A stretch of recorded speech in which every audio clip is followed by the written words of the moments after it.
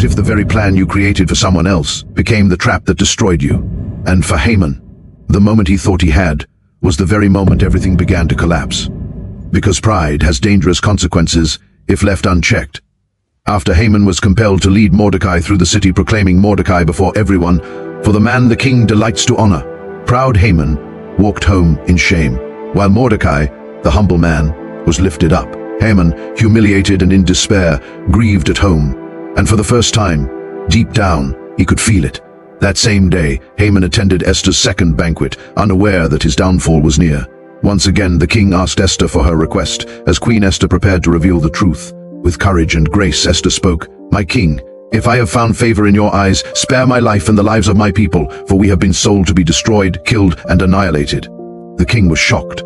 Who is the man who has dared to do this? Esther turned to Haman. The adversary and enemy is this vile Haman.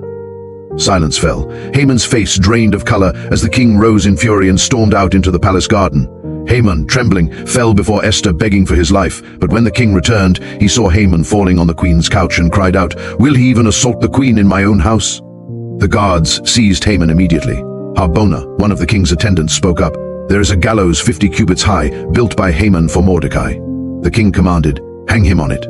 And so Haman was executed on the very gallows he had prepared for Mordecai. The enemy of the Jews was destroyed, and justice was served. Haman believed life was all about him, his honor, position, ego, and in chasing greatness without humility, he lost everything. Pride promises power, control, recognition.